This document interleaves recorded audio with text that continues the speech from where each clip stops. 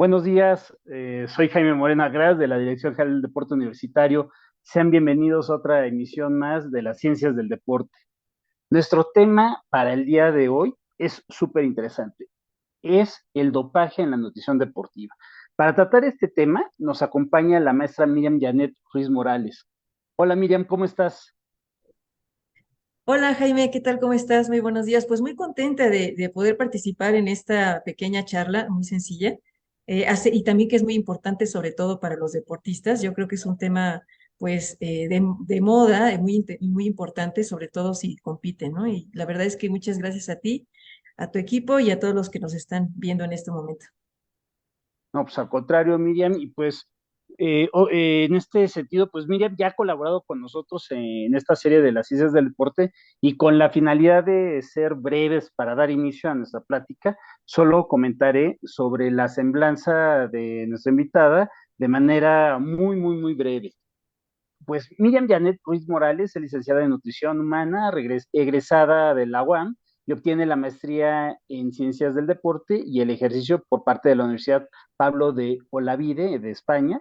Tiene experiencia en investigación clínica, en ensayos clínicos en las áreas de enfermedades del aparato digestivo, vacunas y buenas prácticas clínicas. Cuenta con un diplomado en fundamentos del entrenamiento deportivo y con el diplomado también en nutrición en el deporte y actividad física. Es docente y consultora privada, atendiendo a deportistas en todas las ramas deportivas. Pues bien, como es una costumbre, iniciaremos una breve introducción a nuestro tema y pues podríamos decir que el dopaje ayuda a mejorar el rendimiento mediante el incremento de la resistencia física o por la disminución de los signos de alerta, lo que se llamaría algo así como la fatiga, el dolor, etcétera. Por ello, los riesgos de lesiones aumentan. Los efectos secundarios a corto plazo son bien conocidos y se han producido incluso algunas muertes entre los deportistas. De ahí la gravedad pues, de la práctica de esta conducta, ¿no? Del dopaje. Bajo esta lógica y entendiendo que el dopaje es la administración o uso por parte del atleta de cualquier sustancia fisiológica o no, ajena al organismo con la sola intención de aumentar de un modo artificial y deshonesto su actuación antes, durante o después de la competencia, nos surgen preguntas si esto puede darse en la ingesta de algunos alimentos o de las famosas proteínas, ¿no? Entonces, así las cosas y con muchas preguntas más para nuestra invitada, los dejo con ella para que inicie nuestra charla. Adelante, Miriam. Ay, muchísimas gracias, Jaime. Y bueno, la verdad es que comentando lo que tú, bueno, digamos, apoyando lo que tú comentas, pues bueno, esto es algo muy importante. Nada más confírmeme si se ve, por favor, Sí, la presentación. sí se ve la Bien, presentación. ok. Bueno, pues esta situación de del uso bueno, el dopaje, en realidad no es algo nuevo. Es desde que el hombre, bueno, prácticamente estamos aquí como pues, seres humanos. Bueno, pues la idea es que desde la edad de bronce, pues ya se tiene indicios de que el hombre siempre ha querido mejorar su rendimiento. Se ha querido sentir bien, se ha querido tener, por ejemplo, ese poder o esa energía para poder cumplir con sus obligaciones diarias. Y bueno, también se habían utilizado en la guerra. Entonces, siempre se han utilizado diferentes sustancias, sobre todo para mejorar el rendimiento. Ya desde algunas culturas tribales, pues bueno, ya tienen un complejo sistema también de conocimiento sobre las hierbas y sobre ciertas raíces, también sobre ciertas sustancias que se utilizaban para esas situaciones y sobre todo había sustancias que también ayudaban para mejorar esa conciencia sensorial y en los rituales. Entonces, no es algo nuevo, siempre ha sido algo que está inherente al ser humano y sobre todo aumentar el rendimiento físico. Regularmente se utilizaban algunas otras cuestiones alimentos o algunas raíces que estaban, por ejemplo, como el opio, que bueno, esa es una planta que tiene ciertas sustancias que no son digamos, permitidas. Se usaba, por ejemplo, el cacao, las hojas de coca, se ha utilizado, por ejemplo, otras sustancias como la ayahuasca y el peyote. Entonces, desde ese entonces, bueno, ya existen algunos compendios en los cuales pues se tiene esa historia acerca del uso de estas sustancias. Bien, donde empieza también ya a hacerse toda esta cuestión del uso de los suplementos y el uso también de esas sustancias, es también cuando se daban pues aquellas batallas en el circo, ¿no? En el circo romano. Entonces, bueno, finalmente a los gladiadores se les llaman ad ludum. Entonces, estas que como habían también patrocinadores y habían también cuestiones, se utilizaban a los guerreros como una cuestión política, pues obviamente pues ellos trataban de mejorar ese rendimiento pues para de alguna manera cumplir con esas obligaciones que le pedía esa situación política, ¿no? Entonces ya desde ese entonces, pues se habían hecho investigaciones en cómo podía ser mejor la alimentación para mejorar el rendimiento. Se tienen estudios o, digamos, algunos estudios científicos que se han realizado por medio del estroncio y el calcio, o que son radioisótopos, que, bueno, estas personas consumían una alimentación basada en plantas, pescado y ciertos vegetales para poder mejorar el rendimiento. Y bueno, también después de las luchas, después de que ya se habían participado en estas situaciones de pelea, pues se utilizaban algunas sustancias antiinflamatorias o podían ser también analgésicas o incluso antioxidantes. Entonces, bueno, pues ya es algo que se tiene ya historia sobre esto. Pero siempre es importante recordar de dónde viene toda esta información. Ahora, algo que sí quiero recalcar es que el uso de suplementos es algo muy importante, pero también tiene que ver con una derrama económica multimillonaria. Existe atrás del uso de los suplementos una gran cantidad de cuestiones financieras que van a orillar también a que se utilicen cuestiones publicitarias para poder ayudar a que la gente o para de alguna forma orillar a que la gente los consuma. Me quiero poner aquí esta imagen en la cual observamos que el mercado del uso de suplementos es estratosférico. Y bueno, aquí lo que podemos ver es, por ejemplo, en esta gráfica, en diferentes colores vienen, por ejemplo, el uso de los diferentes suplementos. En este caso, está notificado el estudio desde el 2017 y de aquí vamos a observar cómo vemos gráficamente cómo va aumentando el uso de los suplementos y se tiene contemplado que para el 2028 pues exista todavía un crecimiento mucho más agresivo en cuanto al consumo de suplementos a nivel mundial. Obviamente sí hubo un puntaje mucho más elevado en la época en que ocurrió la pandemia, por obvias razones, ¿no? La gente quería estar bien y empezó a utilizar pues diferentes vitaminas, minerales, y lo que se ha visto que es lo que se está consumiendo más, pues es el uso de vitaminas. En segundo lugar, viene siendo el uso de algunas sustancias que son hierbas o son productos botánicos, que en un momento voy a explicar por qué es peligroso consumirlo desde el punto de vista del deporte. Porque muchas veces las etiquetas mencionan que el producto es natural, pero esa sustancia puede estar en la lista oficial de la WADA, que es la lista en la cual pues son sustancias prohibidas. Y bueno, pues aquí en este artículo nos comentan que la derrama de la venta y el consumo de suplementos pues se está incrementando y por eso es que surgen también compañías que no están certificadas por un laboratorio y en la cual puede empezar a hacer negocios, pero sí puede pues, perjudicar la salud de quien lo consume. Entonces, por eso quiero tomar como introducción esto. Entonces, bueno, se ha visto que el mercado global de la industria de los suplementos en 2020 fue evaluado en cerca de 140.3 billones de dólares. O sea, imagínense la cantidad, ¿no? Y bueno, pues se ha visto que pues estará incrementándose con el tiempo. Obviamente, pues se estima que exista una ganancia esperada de 151.85 billones de dólares para el 2021. ¿Por qué estoy hablando de estos números? ¿Por qué hablo de esto? Porque para poder sacar esta gran cantidad de dinero hay una industria de publicidad y de marketing. Entonces, gracias a esta industria, por eso es que se venden esta cantidad, pero los consumidores estamos desprotegidos ante esta situación, ¿no? Bueno, entonces, desde el punto de vista del deporte, como ya había iniciado el profesor Jaime, bueno, una de las cosas que vemos es que realmente lo que queremos es que desde el punto de vista deportivo aumente el rendimiento. Es decir, recuerden que los deportistas muchas veces están patrocinados, necesitan ganar, necesitan cumplir con ciertas exigencias y muchas veces pueden ser sometidos o se les pueden acercar personas que les ofrezcan ciertas sustancias, pero que de alguna manera acaben con su vida deportiva por ignorancia. Ajá, entonces por eso es importante estar informados en este sentido. Entonces, obviamente el rendimiento es multifactorial y va a depender de varios aspectos. En este caso, pues va a depender también pues del descanso, de la alimentación. Y obviamente quiero que quede claro esto, es que sí te puede ayudar el dopaje o cualquier sustancia, te puede ayudar a mejorar tu rendimiento, pero sustancialmente no te va a ayudar a que llegues al podio, porque tienen que ver también ciertas características. Tiene que ver también el bagaje genético, la preparación, el performance y muchísimas cuestiones, pero sí te pueden ayudar esas sustancias a poder llegar a mejorar sustancialmente el rendimiento, pero no son mágicos, o sea, tienes que entrenar.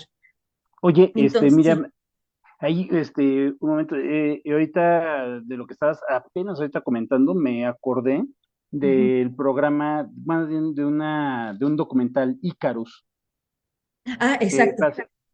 y ahí mencionan precisamente, bueno, la persona que inicia todo esto del documental, precisamente lleva un proceso de dopaje, y creo que lo lleva el especialista en dopaje allá en Rusia, para ver si puede llegar a esos estándares. Y curiosamente, van con un proceso de varios meses y no llega a ese top que tan anhelado, ¿no? Entonces, y eso que también estaba entrenando y todo, o sea, sí se requiere de bastante estudio, de bastante química, biología, en fin, ya es muy, me parece estudios muy específicos, ¿no? Sí, de hecho, ese documental es muy interesante porque ahí finalmente se demuestra que sí se necesita un bagaje genético para poder llegar a tener esa medalla. Entonces, partiendo de eso, partiendo de que también el deporte también está patrocinado y ahí se gana, es una cantidad estratosféricas de dinero. Incluso los deportistas también, digamos, son utilizados, tiene que ver con una connotación también política. Entonces, en las Olimpiadas, bueno, de alguna manera refleja también el poderío de un país, la preparación, la riqueza de un país. Entonces, por eso es que ahí hay una gran cantidad, pues, de factores que van a intervenir en que el deportista se vea obligado o no, o se vea influenciado a usar un suplemento que esté, o a lo mejor alguna cuestión de dopaje. Entonces, de acuerdo con el Comité Olímpico Internacional, el doping es la administración o uso por parte de un atleta de cualquier sustancia prohibida, ya sea fármaco, hierba, medicamento, etcétera, que pudiera mejorar el rendimiento usado de forma intencionada o no intencionada. O sea, es decir, algunos deportistas, como yo platicaba antes con el profesor, pues muchas veces el deportista puede ser que esté ignorante, que no sepa qué es lo que está pasando, qué está consumiendo, y que puede ser que alguna persona le haya recomendado el producto, llámese entrenador, llámese compañero atleta, etcétera, y que cuando se haga la prueba de antidoping salga como positivo. Entonces, bueno, así es la definición de doping. Ahora, otra de las cosas, volviendo al tema de Icarus, pues vemos también que existen algunas prácticas que no son, digamos, fiables, en la cual incluso existen médicos que pueden proporcionar algún tipo de fármaco con la idea de tratar una enfermedad, pero que ese fármaco tenga ciertas habilidades, bueno, ciertas, digamos, especificaciones para mejorar el rendimiento. Y aunque el deportista pudiera tener alguna patología, si ese fármaco está en la lista de la WADA, también se llama dopaje y también es ilegal. ¿Ok? Entonces también por eso es que no hay que confiarse también de lo que nos pudieran llegar a recomendar los médicos. Por eso es importante revisar quién está contigo como equipo y revisar todas estas situaciones, porque pues existen médicos que también de forma ilegal, pues sí se someten a el uso de estas sustancias. Entonces, bueno, para poder saber cuáles son esas sustancias que son, digamos, prohibidas, pues hay una tabla que está, digamos, en general, que es de la World Anti-Doping Agency, que es de la WADA, donde nos va a decir que está clasificado en diferentes productos, ¿no? Estas sustancias pueden estar en un suplemento alimentario, no solamente en un medicamento, pueden estar contaminados. Entonces, por ejemplo, está la lista. Del lado izquierdo está la nomenclatura y del lado derecho viene siendo, por ejemplo, sustancias anabólicas, que son sustancias que no deberían de estar en los suplementos y sin embargo sí existen evidencia de que sí puede estar. Por ejemplo, que existan péptidos, hormonas o factores de crecimiento. En general los voy a mencionar. Por ejemplo, algunas sustancias que tengan que ver con beta bloqueadores o agonistas, hormonas y moduladores metabólicos. También se llegan a utilizar diuréticos o agentes enmascarantes. estimulantes, narcóticos, algunas sustancias cannabinoides, glucocorticoides, que sabemos que son antiinflamatorios, y también existen algunas prácticas, por ejemplo, como manipulación de sangre y sus componentes, sobre todo, por ejemplo, el famoso EPO. También puede ser incluso ya últimamente pues está una gran controversia porque incluso puede haber dopaje genético que es más difícil de detectar. Es más fácil detectar de alguna manera por medio de, digamos, algunos análisis, digamos, de espectrofotometría y esas situaciones a nivel bioquímico. A nivel de ese tipo es más fácil encontrar alguna sustancia, pero a nivel genético, pues ese mapeo puede ser más difícil. Claro. No debe de haber tampoco consumo de alcohol y bueno, sobre todo estos beta bloqueadores. Entonces, esos son de en general, obviamente hay personas que de forma, pues lo manejan mucho más completo, pero bueno, estas son las sustancias que no deberían de estar. Bueno, ahora, cuando nosotros compramos un suplemento, pues muchas veces lo hacemos con una muy buena intención, pero puede haber contaminantes, por ejemplo, cuando también se toman las muestras. Por ejemplo, puede haber contaminantes como el humo de cigarro o, por ejemplo, algunos contaminantes incluso en la comida. Se han dado casos, por ejemplo, en deportistas mexicanos donde han ido a las concentraciones en las Olimpiadas, han comido carne, y entonces esa carne está contaminada con trazas de clenbuterol. Entonces, obviamente, cuando se hace el análisis del antidoping, pues bueno, sale positivo y bueno, la carrera del deportista pues queda destruida y su reputación incluso, ¿no? Entonces entra, pues hay que revisar también qué es lo que se come. Por eso es que muchos deportistas cuando van a una concentración traen a su propio nutriólogo y traen a su propio equipo que prepara los alimentos para evitar este tipo de inconvenientes.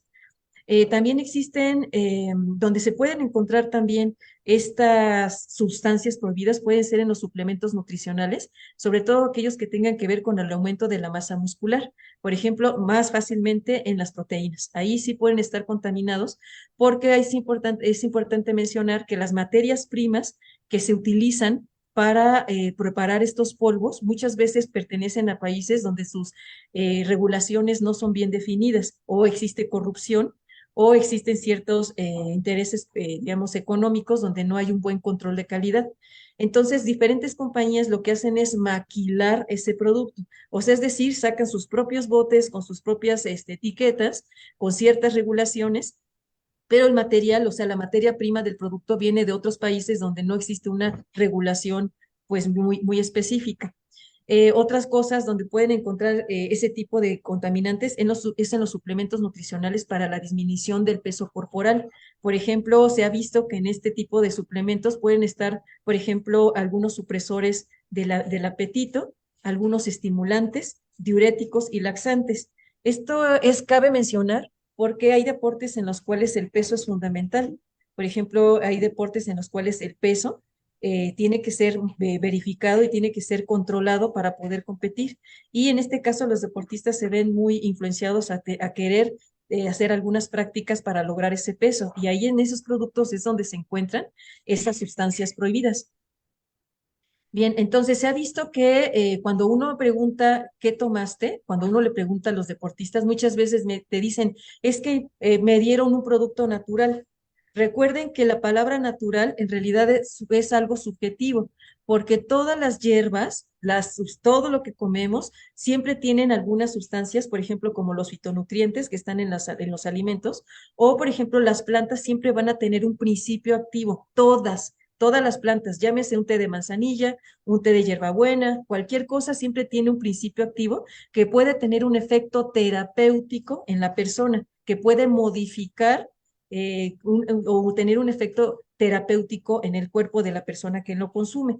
Entonces, por ejemplo, en esta tabla, bueno, me la puse, se me hace muy interesante, porque en la parte del medio venían algunas marcas muy conocidas de suplementos, por ejemplo, termogénicos, como por ejemplo este famoso que se llama Black Widow, que es un suplemento de preentreno que se utiliza para tener más energía.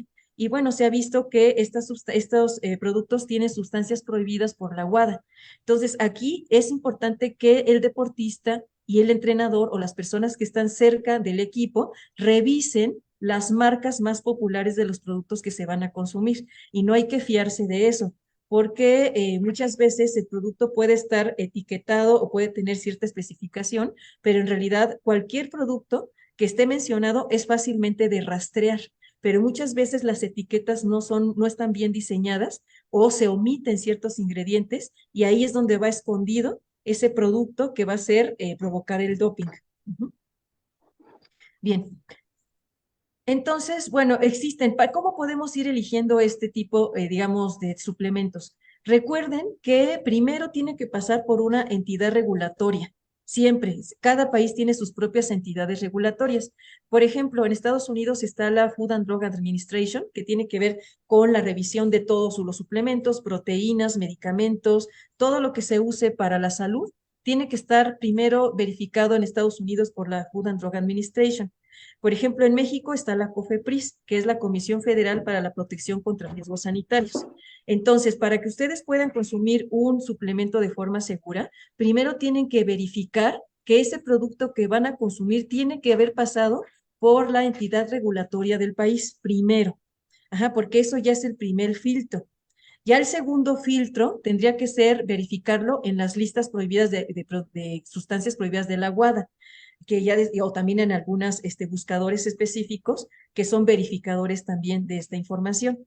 Primero lo que tienen que hacer es pasar por estas entidades regulatorias locales y una vez que está ese producto ahí, entonces puede darnos cierta seguridad para su consumo, porque recuerden que no solamente es el dopaje, sino también los efectos secundarios que pudieran tener sobre la salud.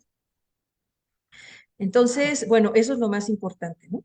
Ahora, por ejemplo, ya que se verificó primero con las agencias regulatorias de cada país, o sea, por ejemplo, en este caso la COFEPRIS, ya tenemos ese producto, bueno, entonces lo que vamos a hacer es revisar la lista de las sustancias prohibidas o de las prohibiciones. Hay una lista donde también clasifican, como yo lo hice en una de las diapositivas anteriores, viene clasificada cada una de esas sustancias y entonces se puede revisar ahí la etiqueta de ese producto. Y sobre todo vamos a tener dos agencias muy importantes, que es la Informed Choice, Trusted by Sport, que nos va a enseñar también a que son verificadores de productos y podemos hacer una búsqueda en esta página a través en el buscador, en el search, para poder meter ahí el producto o la sustancia y ver si eso en particular, esa marca en particular, está aprobada. Recuerden que en el mercado hay muchísimas marcas. Yo lo que les sugiero no es consumir una marca que no se conozca, que no tenga esa regulación, sino que sean de las marcas más conocidas y sobre todo que pudieran estar aquí en este buscador. Ahora, si nosotros nos metemos aquí, podemos tener la confianza de que ese producto ya fue verificado. Sí, puede ser que esa verificación haga que el producto sea más caro, pero vale la pena comprarlo porque ahí tú te estás jugando tu competencia, te estás jugando ahí tu futuro como deportista por ahorrarte unos pesos o por ahorrarse unos pesos en un mal suplemento. Entonces, es mejor conseguir los suplementos si es que los van a consumir para mejorar su rendimiento, si se van a utilizar, por ejemplo, para complementar su alimentación, bueno, pues que esté en estas listas y que de esa forma, pues, se sientan más seguros en el uso. Entonces, aquí conseguir esas marcas. Ahora, una de las cosas también que me gustaría comentar es que no solamente es verificar que el producto haya pasado también por la COFEPRIS, también es importante revisar que el producto haya pasado por un protocolo de investigación, o sea, que haya pasado por un diseño metodológico con hipótesis, con eh, una muestra, con una verificación estadística, en la cual nos pueda decir cómo está ese producto, cuál es su efectividad y sobre todo que ese producto no esté contaminado y no vaya a provocar ningún problema en la salud de quien la persona que lo consuma. Entonces yo recomendaría que sí se fijaran y pues aquí viene obviamente pues una serie de pasos que hay que hacer, por ejemplo, para consumirlo, ¿no? En todo caso, de una manera muy general, recuerden, siempre ver la instancia regulatoria y número dos, de una forma también más segura, revisarlo en la lista de prohibiciones o en las dos agencias que acabo de mencionarles. Entonces, siempre es importante que el suplemento sea utilizado para una persona en específica, su estado de salud y sobre todo por qué lo va a consumir, para qué lo quiere consumir. ¿Ok? Tenemos que revisar en segundo lugar siempre el nivel de evidencia que tiene ese suplemento. Si tiene un metaanálisis, si tiene un estudio que ha sido comparado, si tiene un análisis estadístico. Si tiene eso, entonces nos vamos al tercer paso. Siempre hay que revisar los eventos adversos. Cualquier cosa que ustedes consuman puede tener un evento adverso. Y eso también puede repercutir en el deportista si está haciendo su competencia o está en un entrenamiento. Por ejemplo, se ha visto que como efectos secundarios, se ha visto que, por ejemplo, hay sustancias que fueron prohibidas como la pseudoefedrina. Entonces se ha visto que la pseudoefedrina tiene ciertos receptores que se llaman beta bloqueadores y que cuando se consume pudiera incluso causar infarto en los deportistas. Y eso estuvo pasando en algunos años, estuvo pasando de una manera más frecuente. Entonces se revisó la pseudoefedrina y fue retirada del mercado.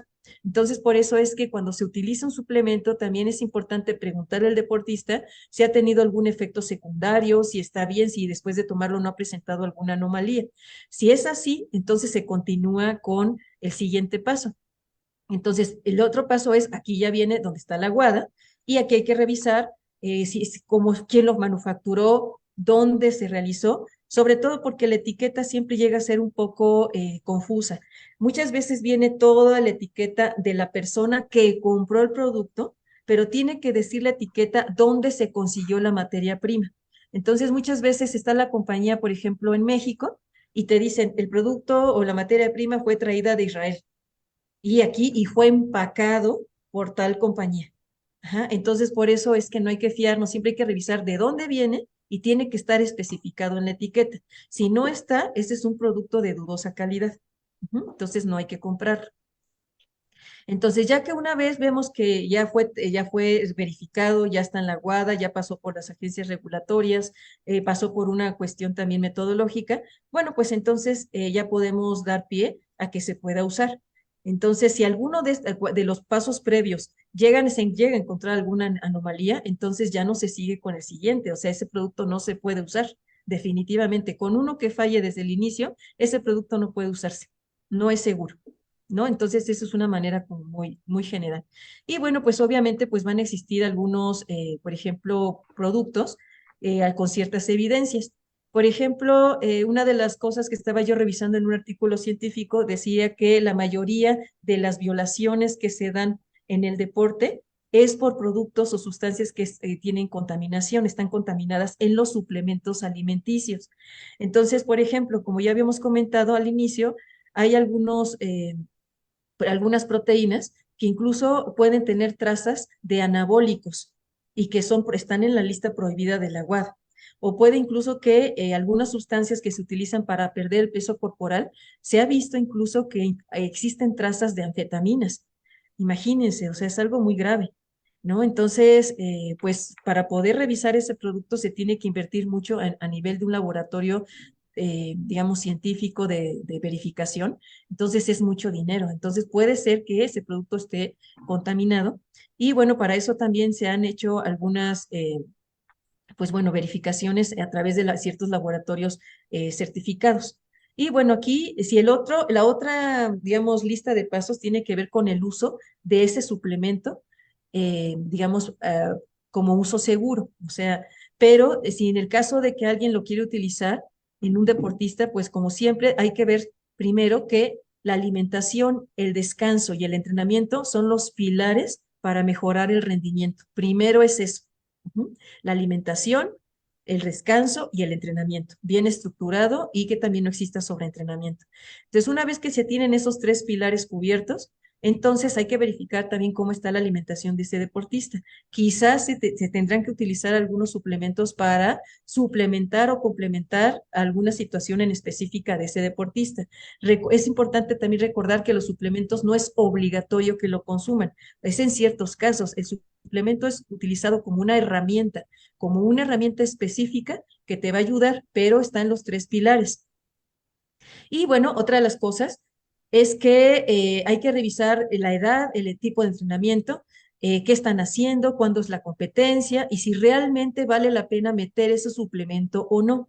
Porque si se tienen esos tres cubiertos y el deportista está bien, pues a lo mejor no. Pero ya si hablamos en un deportista de alto rendimiento olímpico, ahí lo que va a pasar es que muchas veces la dieta son dietas muy elevadas y además hay un gran desgaste fisiológico y ahí se tendrá que utilizar algún tipo de incluso de medicamento o suplemento en particular para poder ayudarle a ese paciente, no sé, deportista.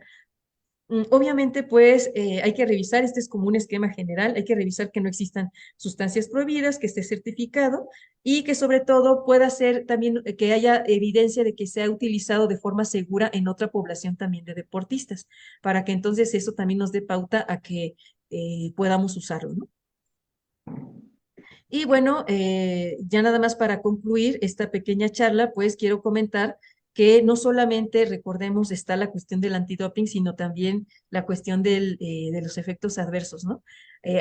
Voy a comentarles algunos ejemplos en este sentido.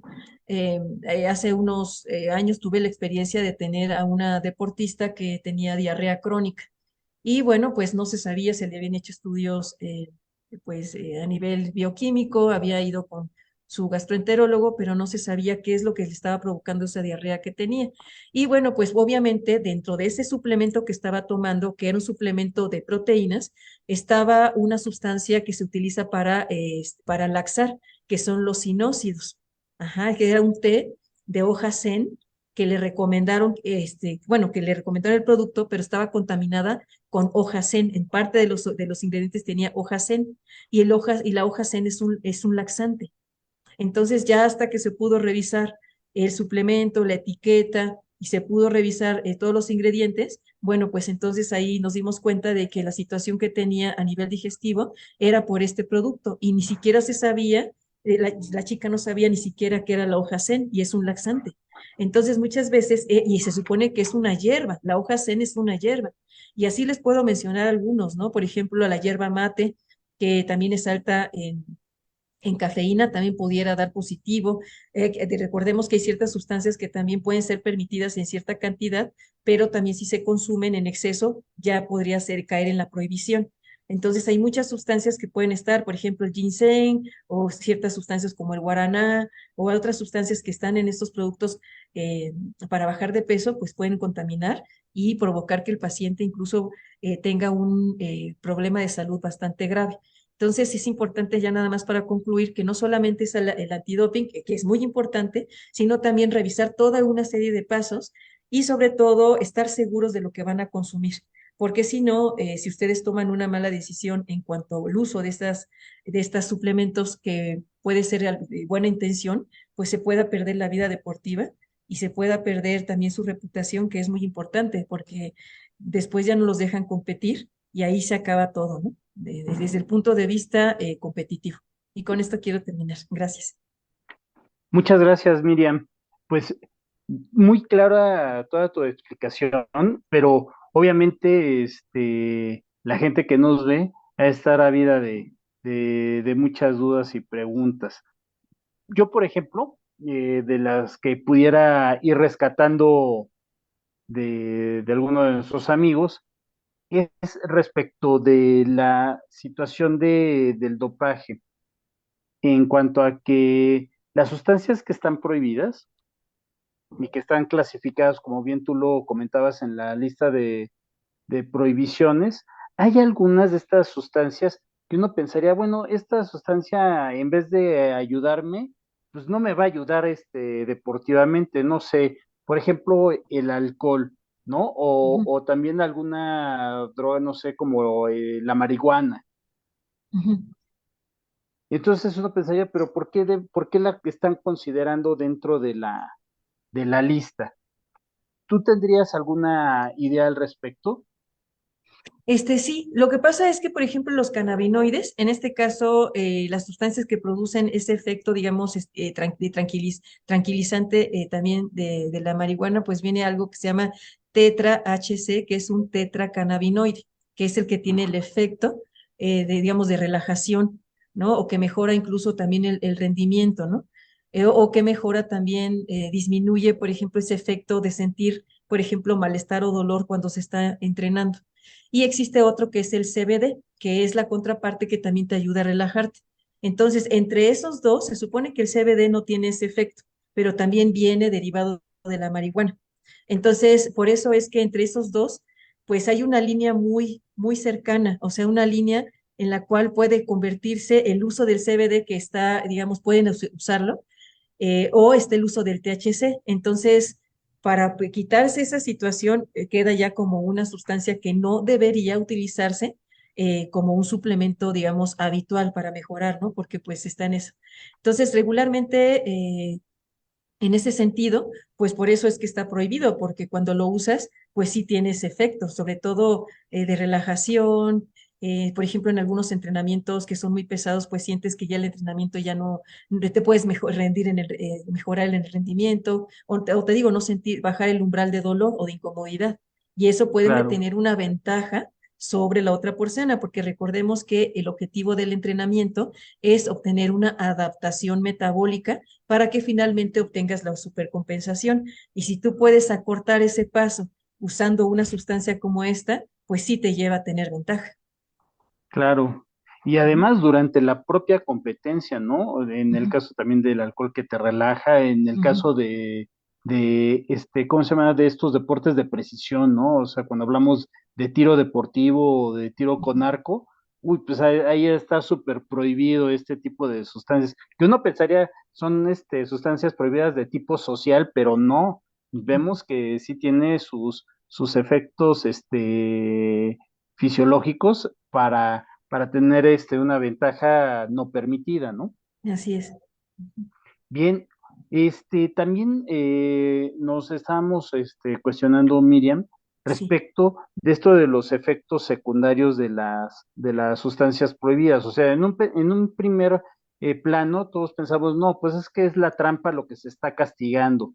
Ujú. Y creo que no es el primer propósito que tiene todo este esquema del antidopaje, sino más bien es proteger la salud de los deportistas. Creo que eso es lo primero que se está tratando de garantizar la seguridad y salud de los deportistas. Y en segundo plano, obviamente, la situación de la trampa. ¿Tú qué nos Exacto. podrías decir?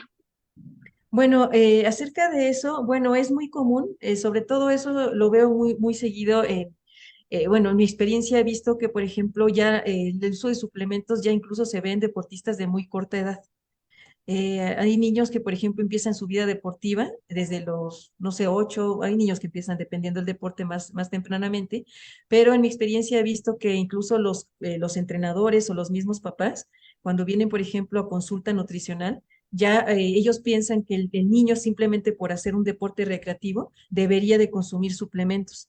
Me ha tocado, por ejemplo, papás que quieren que se les den a sus hijos suplementos con proteínas y el niño tiene 8 o 9 años de edad y el deporte que realizan es recreativo. Entonces, una de las cosas aquí es algo muy grave porque se tiene que enseñar y tiene que existir una educación nutricional desde la infancia para que exactamente se puedan trabajar esas cuestiones de dopaje en el futuro. O sea, manejar no solamente la educación nutricional, sino también la parte de la ética desde que son niños, ¿no? Evitar pues también, o sea, la corrupción en ese sentido. Entonces, primero, yo creo que es importante la educación nutricional. Número dos, ¿para quién lo vas a utilizar? Incluso los papás piden que se les den suplementos a los niños porque es información que escucharon ya en la red o son informaciones que ya vieron en algunas redes sociales, ¿no? Entonces hay que revisar eso. Sobre todo también hay que informar que el uso de un suplemento es una gran responsabilidad, que no solamente vas a la farmacia y lo compras, no vas y lo compras en algún lugar, sino que tiene que ver muy específico el estado de salud, las patologías existentes, si realmente lo necesitan. Por decirlo así, voy a dar un ejemplo. Hay pacientes que llegan a consulta para aumentar su masa muscular y regularmente no se hacen, algunas veces no se hacen estudios de sangre. Hay pacientes que ya pudieran tener el ácido úrico elevado o alguna situación renal y sobre todo si se va a hacer una dieta para aumentar la masa muscular regularmente pueden ser dietas hiperproteicas. Ahora imagínense si a esa dieta hiperproteica se la dan a una persona que ya tiene una patología hepática o ya trae previamente una patología renal. ¿Ok? Entonces es importante por eso realizar siempre un estudio personalizado, bioquímico, antes de usar cualquier suplemento. Y sobre todo siempre preguntarle a un experto, porque un nutriólogo, el médico, porque el médico y el nutriólogo van a hacer una historia clínica del deportista o van a hacer una historia clínica del paciente para poder determinar cuáles son los antecedentes, digamos, patológicos que pudieran intervenir en el deporte y o, digamos, en su salud, y en base a eso solamente darle la suplementación exacta que necesita. El uso de la suplementación es como un traje que queda a la medida. Exactamente para ti es ese suplemento. Muchas veces las personas se ven influenciadas por algunos amigos, comadres, parientes, algún influencer, y entonces dicen, no, pues es que a mí me ayudó a sentirme mejor, pero no se han dado cuenta que esos mensajes muchas veces han sido también patrocinados. Entonces, por eso es importante que el médico o el nutriólogo, idealmente, es el que debería de prescribir el suplemento, ni siquiera el entrenador. Ajá, porque el Claro. entrenador tiene todo ese conocimiento a nivel de entrenamiento y puede ser que sí, también no dudo que tengan también conocimiento en este sentido, pero ya a nivel bioquímico, de conocer los ingredientes, de conocer las dosis y para qué se van a utilizar, quien lo sabe es el médico y el nutriólogo, no más. Y qué bueno que comentaste esto, Miriam, porque hay que recordar que en una situación de dopaje, no solamente se puede castigar al deportista, se puede castigar incluso al entrenador, al médico, al nutriólogo que estuvo recetando o estuvo recomendándole ¿cómo se llama? Al deportista el uso de ese tipo de suplementos o sustancias que ellos pensaban que no pudieran causar dopaje, pero si no están bien documentados y bien lo dijiste con antelación, aquí no importa si no sabías, no tenías conocimiento. Entonces, en ese sentido, lo mejor es que sí tengas conocimiento de ello y si tienes duda, siempre acercarte al experto para que te pueda orientar qué Ujú. puedes o no puedes consumir, ¿no? Exacto, y sobre todo, yo en ese sentido, cuando digamos, deportes de élite, bueno, ya a nivel olímpico, por ejemplo, con panamericanos, competencias importantes, entre menos es mejor. Entre menos es mejor, lo que menos, o sea, la idea es que para eso está el nutriólogo, para eso está el nutriólogo que acompaña, idealmente debería de estar el nutriólogo para acompañar a los deportistas, para que se trate de manejar toda esta cuestión, darle un seguimiento estrecho a la dieta, la hidratación, la recuperación, y si se va a dar ese suplemento, que idealmente quede en manos de una persona experta. Entonces, esa persona tiene la obligación de meterse y rastrear esa marca, que debe de estar certificada para que entonces también esté también, digamos, revisado todo lo que está consumiendo ese deportista. Y tiene que ser personalizado y prácticamente como si fuera un trabajo de detective, detectivesco. ¿Cuánto estás tomando? ¿Qué tomaste? ¿Cuándo lo tomaste? Porque recuerden que muchas veces los productos tienen una vida media, o sea, es decir, se consumen y pueden estar circulando en la sangre y pueden también tener una vida de eliminación en la orina. Entonces, por Claro. eso es importante también ver cuándo se va a utilizar, si es antes, durante o después de la competencia, pero tiene que estar todo prácticamente con lupa para saber cuándo, a qué hora, por qué lo tomó, en qué situaciones, y llevar todo ese control estricto y sobre todo que haya sido verificado por un experto para que entonces no tenga esa situación. Y un experto tiene que ver con una certificación, que sepa de lo que está hablando, porque muchas veces los deportistas pues sí confían mucho en las personas que estén alrededor, pero a veces el doping a veces no es intencionado, a veces es por ignorancia. O sea, no es que lo hagan de forma malintencionada, sino simplemente fue ignorancia de, pues, no conocer, no tener ese conocimiento, pues, a nivel bioquímico de lo que están consumiendo, ¿no? Claro, y aún a pesar de ese desconocimiento, puede atenuar una sanción, tengan la seguridad de que se va a sancionar. Entonces Exacto. sí hay que tener Ujú. mucho cuidado. Oye, Así ahorita es. se me vino así del recuerdo, las emulsiones estas de Scotch, ¿no? Las que les daban siempre a los niños. Ajá. No sé si tú recuerdes ese tipo de Eh, suplementos también, o bueno, ¿qué en mi nos puede- época, no, por mi época era más atrás, que viene siendo el aceite de hígado de bacalao. Sí, sí, sí, sí, Ajá, ese, exacto. Ajá. ¿no? Que sabía horrible Ujú. y que se lo da mucho a los niños. No sé, por ejemplo, ese tipo ¿cómo se llama? De productos, ¿qué opinión tienes? Bien, bueno, bueno, digamos que en este caso, digamos, es otra vez, digamos, importante recordar. que cualquier suplemento, vitamina, llámese vitamina, tan sencillo como vitamina C, tiene que verificarse primero por un nutriólogo o el médico. O sea, ¿para qué se lo estamos dando al niño, no? Regularmente las mamás no le iban a preguntar al médico. Lo veían a uno flaquito, lo veían a Y uno flaquito y ya nos querían dar el aceite de hígado de bacalao, ¿no? Pensando que eso nos iba a ayudar porque la comadre le decía, porque a lo mejor había una cuestión anecdotaria en alguna persona cercana y entonces lo usaban. Bueno, esto es muy peligroso porque el aceite de hígado de bacalao es altísimo en vitamina D, en la vitamina D3. Y la vitamina D3 es una vitamina liposoluble. ¿Qué significa eso? Que es soluble en grasa. Entonces, esas, todo lo que vienen siendo las vitaminas liposolubles, como la vitamina A, la vitamina D, la vitamina E y la vitamina K, son sustancias que pueden, si se consumen en exceso, pueden causar hepatopatías o mm, patologías muy graves porque se acumulan en el cuerpo, se acumulan también en los depósitos grasos. Entonces, para poder sacarlos, cuesta mucho trabajo.